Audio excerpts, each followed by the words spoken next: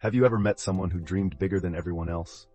Someone who could spend hours talking about the future, business ideas, new habits, books they wanted to read, skills they wanted to learn, a completely different life they were certain they would one day create. Yet somehow, years passed, nothing really changed. Maybe you know someone like that. Or maybe, that person is you. You don't lack ambition. If anything, your ambition feels almost too big for your current life.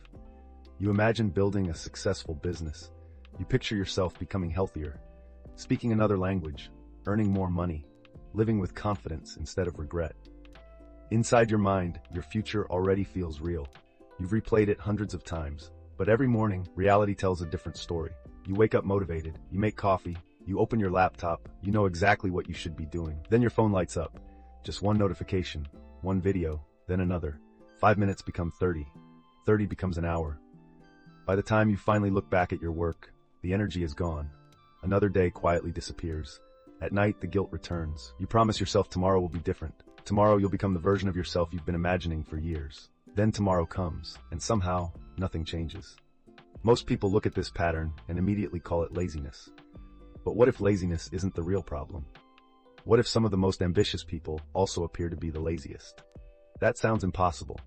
After all, ambition is supposed to create action. Laziness is supposed to prevent it. How can both exist inside the same person?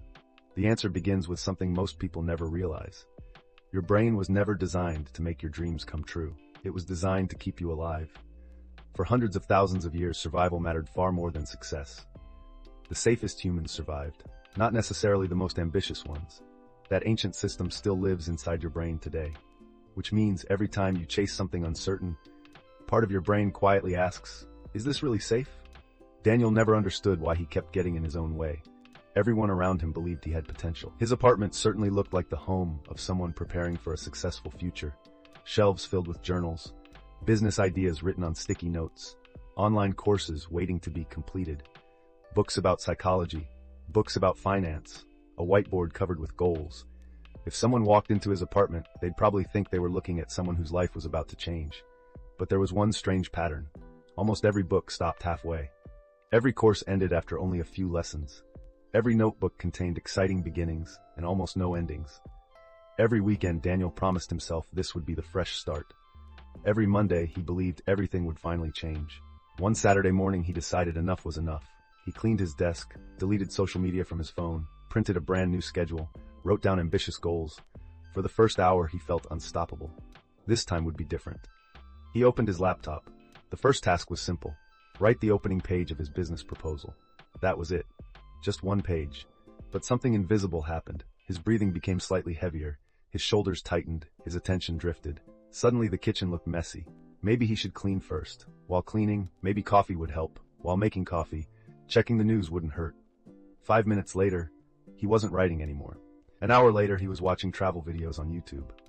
The business proposal remained a blank page. That evening, he stared at the ceiling and asked himself the same question he had asked hundreds of times before. What is wrong with me? Nothing. There was absolutely nothing wrong with him. Daniel wasn't missing intelligence. He wasn't missing ambition. He wasn't even missing discipline. He was experiencing a conflict between two completely different systems inside his brain. One system imagined an extraordinary future. The other cared only about certainty, and certainty almost always wins. Your conscious mind loves possibility. Your subconscious loves familiarity. Every meaningful dream asks you to enter uncertainty, to risk failure, to risk embarrassment, to risk discovering that reality may not match your expectations. Not physical danger, psychological danger, social danger. That's why opening YouTube feels effortless. Your brain already knows exactly what will happen. No uncertainty, no judgment, no chance of failure, only immediate comfort. Comfort becomes addictive in a very strange way. Not because it feels extraordinary, but because it removes discomfort immediately. And your brain always remembers whatever removes discomfort the fastest, without realizing it. Daniel wasn't choosing entertainment over success. He was choosing certainty over uncertainty. That tiny decision didn't seem important, but repeated hundreds of times, it slowly became part of who he believed he was. That tiny decision didn't seem important, but repeated hundreds of times, it slowly became part of who he believed he was. Eventually, Daniel stopped saying, I haven't finished this project. Instead, he started saying, I'm just lazy. That single sentence quietly changed everything. Because behaviors can change. Identities fight to survive. The moment your brain accepts an identity, it begins protecting it. If you believe you're confident, your brain notices every success. If you believe you're unlucky, it remembers every failure. And if you believe you're lazy, every unfinished project becomes proof. Every broken promise becomes evidence. Every distraction becomes another reason to believe the story you've been telling yourself. The frightening part isn't that the identity is true, it's that your brain keeps searching for evidence until it becomes true. The more ambitious you are, the more painful this cycle becomes. Because ambitious people rarely compare themselves to others. They compare themselves to the person they could have become. Every day they fail to act feels like losing a race against their future self. Daniel wasn't jealous of successful people. He was disappointed in himself. Every night he imagined the man he wanted to become. Every morning he watched himself become someone else. He started avoiding his own dreams, because every dream reminded him of another promise he hadn't kept. Psychologists call this cognitive dissonance. When your actions repeatedly conflict with your values, your brain experiences psychological tension. There are only two ways to reduce that tension. Either change your behavior or change the story. Many people unknowingly choose the second option. They laugh at people who work too hard. They call ambition unrealistic. Not because they've stopped caring, but because pretending not to care hurts less than admitting they're afraid. Daniel almost became one of those people. Until one quiet afternoon. While cleaning old papers from his desk, he found a notebook he hadn't opened in years. Inside were goals written 5 years earlier. Start a business, become financially independent, build a better life. He smiled for a moment, then something made his stomach sink. The goals hadn't changed. Only the dates had. 5 years had disappeared. His dreams had stayed exactly the same.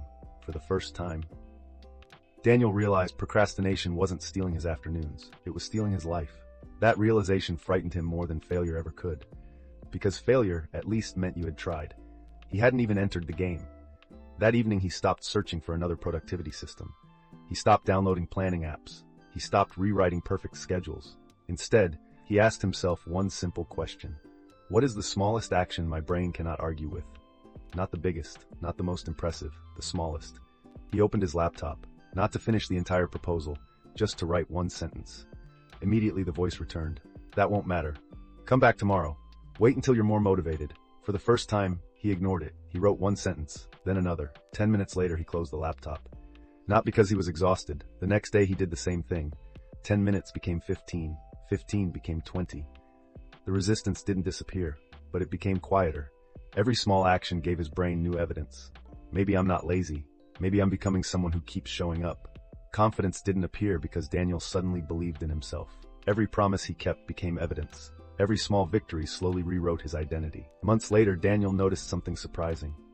Working had never been the hardest part. Starting was. Once he started, continuing became much easier. Neuroscientists call this activation energy. Just like pushing a heavy object requires the most effort at the beginning, your brain spends the most energy overcoming inertia.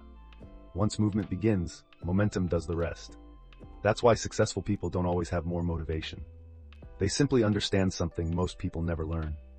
Action creates motivation, not the other way around. They stop negotiating with every emotion. Some mornings they feel inspired, some mornings they don't. Either way, they begin. Months later, Daniel's apartment looked different. His business had finally begun taking shape. His notebooks contained completed pages instead of exciting beginnings.